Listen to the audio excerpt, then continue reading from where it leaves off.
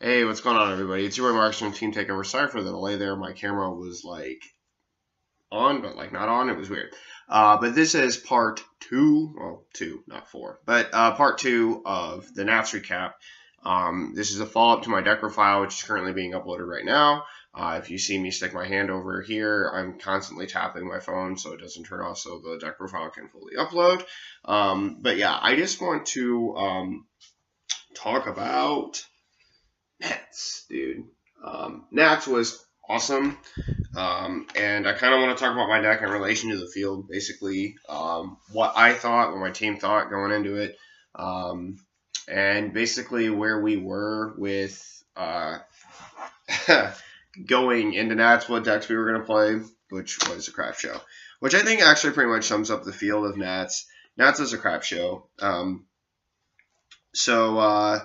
My deck specifically. How did I land on Cell Leader? Of all leaders, why? What was the factor that made me choose that leader over any other reason? So, Cell Leader. Really good leader. I like this leader a lot. I think that he has a lot of tools in the meta, and my deck specifically was teched to beat a lot of the meta. Unfortunately, I didn't get to play against the meta that I really wanted to play. I played against a lot of Janemba, a couple Hercule. I basically, okay, so let me just back it up. We knew going into the event that if you went X3, you weren't going to make it. So to top 32, which was the goal, in my opinion, is to get to top 32, make it to day 2, and then go on. Just take it a step at a time. I went 6 rounds in, I was X3. So that's when I dropped. So it's not like I played against all of the event, I didn't play all my rounds. And after 6 rounds, I was just hungry and ready to eat and all this other stuff. So it worked out for me. But after going X3, I just dropped. And that was that. So that had to do not with my leader choice, not with my deck choices per se, although there's clear areas in the deck that need to be optimized. And I can talk a little bit about that here in a second. But the main thing that Cell as a leader is good against is Storm. Because Storm has this like turn 3 finisher, right? Like it was turn 2. To turn 2 finish you, they'd have to just draw absolutely insane. So turn 3. And basically, the way that I did the math is that I'll be able to awaken because it'll be overly aggressive. And then, if not, I'll have self-awaken for all the cards that they're giving me or something like that. And then, once they do, and I go to awaken, they lose all their Go-10s because of this card. So basically, you get to filter a card underneath, you get to draw 2 to awaken, you get to filter another card, draw more cards, and then have a bunch of negates and resources available to you to just basically decimate your opponent. On top of the fact that Crisis Crusher immediately helps the matchup, on the spot. You draw Crisis Crusher, turn 1, you drop that thing, and then Storm's like, oh, half my attacks are gone. And then when you go to Awaken, you just destroy you just basically destroy all their Go-10s, and you put a lot of pressure on the other 2 drops that are on board, and then they're sad. Now, why I eventually land on this leader is because of free blockers. Free blockers prevent me from being able to pressure their Go-10s properly. So basically, Cell Leader just gets around that and just craps on the Go-10s, and then my other pop effects crap on the Go-10s, and then the free blockers are just basically there to protect their life and actually do what a blocker is supposed to do.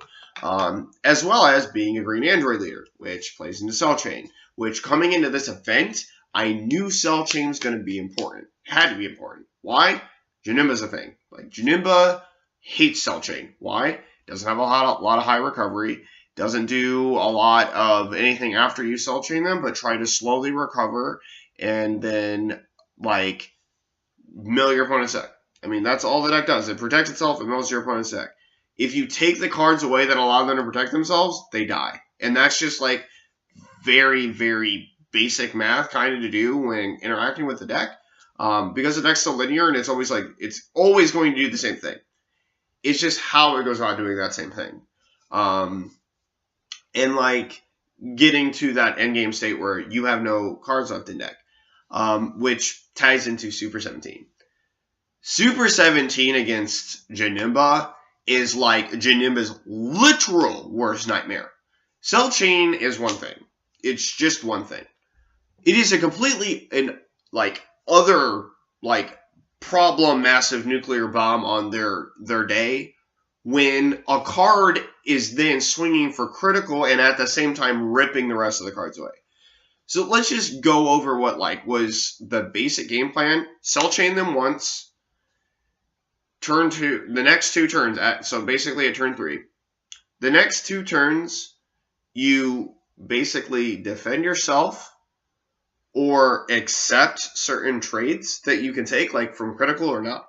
Excuse me. And then you put the 6-drop down and watch them squirm. Like, they squirm. First off, Janemba is going to put 10 cards in your drop area.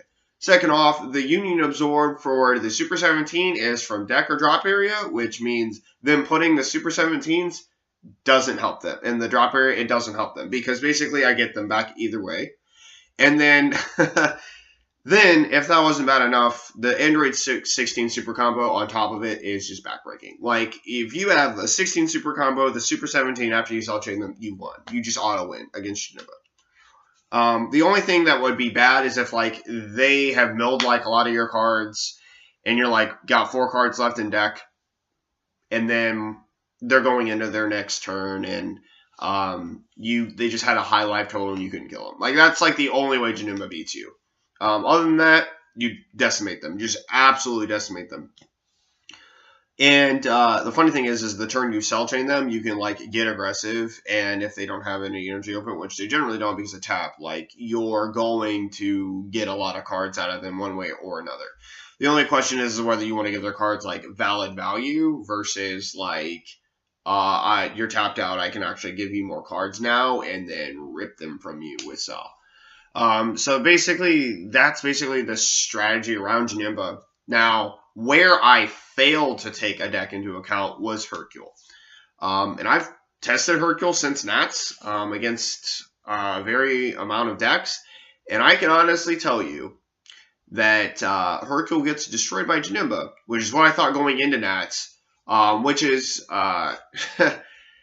was very unfortunate for me when I actually went up against 2 Hercules in my 6 rounds. One of my losses was to Hercule. He luck sacked me. And the other one I beat in a fashion that I'm really not happy about. I beat because we both got a double game loss for something, and I had already won game 1. So I'm not going to act like that was some great victory over Hercule. But Hercule's tough. Hercule's tough because basically their Awaken is a new hand. And their Awaken turn can be ginormous. They can generate a lot of cards really, really quickly. So you basically either have to Cell Chain them twice or Cell Chain them, do nothing to them, do not allow them to awaken, and then play Super 17, which I play Self-Awaken Pan. Demigra is also a thing. Also, which I need to talk about. Demigra got destroyed every single time it touched the board. This leader is absurd. It's just absurd. If I am Awaken or can Self-Awaken and you swing at me with Demigra and you don't kill me, your Demigra is dead. And if I drop Super 17 on the board, you're dead. That's basically how I felt all day long. It was fantastic. It's absolutely fantastic. So Hercule was the rogue matchup that I did not encounter. The deck that I was prepared the most for was Storm, which won the event, but I played none of. I played 2 Droids, 2 Hercule, 2 Janemba, and I lost to 1 of each. Even though Droids was kind of like my main matchup, I played it round 1. I did make a... I hate this.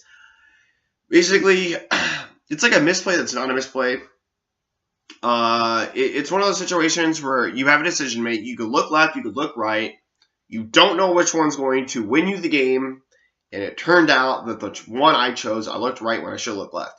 And I lost the game. Basically, I had the ability to reduce my opponent's hand to 0, set up Super 17 with double strike. He had 5 life. I swung at my leader. He had 1 card in hand. Super 16 combo. And comboed my last Android 17 on the board so I could get 10 for my Sparking 10, right? And set up for my Super 17. I had 7 energy, so I could hard drop that, and I also had the Vile Creator in hand, so I could drop that on top of it, make it double strike.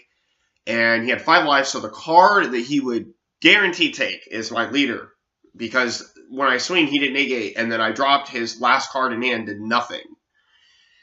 And then he took life. The card he took at 5 life was a stinking negate, man. Like, it was a negate. And had I flipped the way that it worked, played Super 17 first, which is the incorrect play, by the way. Like on further upon thinking about it, it is incorrect play. If I played Super 17, swung with it, and then dropped the Vile Creator, taking 2 cards from him, and then dropped the 16 super combo so that he loses his last card in hand, then I win the game. I win the game on the spot because he had no cards in hand. He would have taken 4 life, been down to life against 15 with no combo cards on board. So, it was just one of those things. So, I lost round 1. And then went up against Janemba, destroyed it. And then I went against Hercule player, and he luck sacked me. And then went against, I think, another droid matchup, which I decimated 2-0. That was a hot decimation. To tell you how fast that game went, 10 minutes went by and both games were over. It was a hot decimation of the Android mirror match, which it's of course it's to be expected. And testing, that's what happened. I was like 1 in 10 in losses against androids. And then I went up against Hercule, and I had that really unfortunate win. Like, nobody wants to win off a double game loss when you've won game 1 already. Like, a little bit about that. Basically, he 7-drop Vegeta me, but he didn't have Sparking 10, and I shuffled my cards in the deck, and we didn't notice until like 2 turns later. And reason being, he had played Demigra, so he just didn't have it, and that was unfortunate for both of us in a lot of ways, but mainly for him because it ruined his tournament. And then I played against Janemba, and I have a good matchup against Janemba.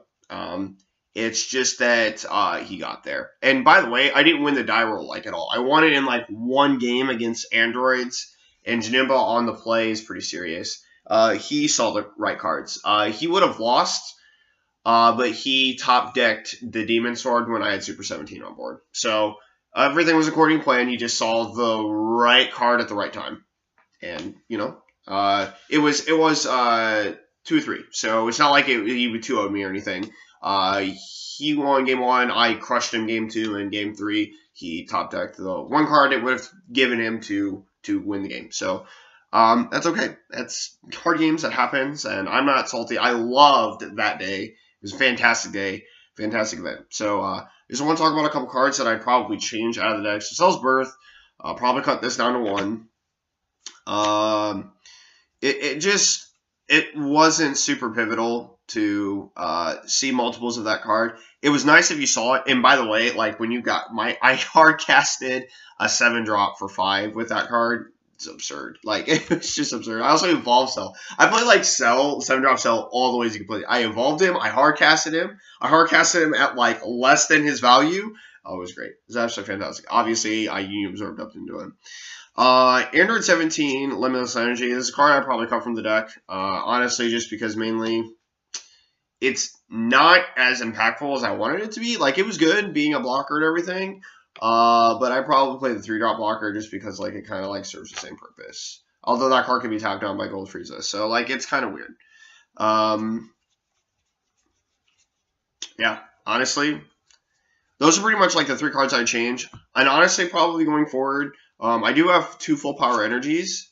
But with Storm getting massively hit, if you guys don't know, there's a 2-drop Goku that basically is coming out that has 15k barrier and prevents your opponent's 2 drops or less from attacking. I'd probably cut these as well. So King Vegeta surprise attack probably doesn't need to be in here anymore once Storm gets hit, just because it's good against deadly defenders, which you don't care about, because deadly defenders basically mean that they're trying to stall out, and you'll have no cards in your hands, so your Deadly Defender will die eventually. And if I swing it out with Cell, you're probably not going to overcombo it, or because like this all like for androids like Celltranium and whatnot, like your Deadly and protect your Deadly Defender simultaneously, like you're going to spend a lot of cards, especially if I Celltranium. And then full power energy, it's probably not as necessary. Just the other one, negate, will do. How do I feel about this deck? Fantastic deck. These 6 cards can make the difference. So, like, I'm going to explore other ideas and options to play with the deck. I think it's absolutely fantastic. Give it a shot yourself. This is going to be end of part 2. Look forward to part 3 where I talk about the Field of Nats. Anyway, it's Marcus from Team Takeover. Signing off.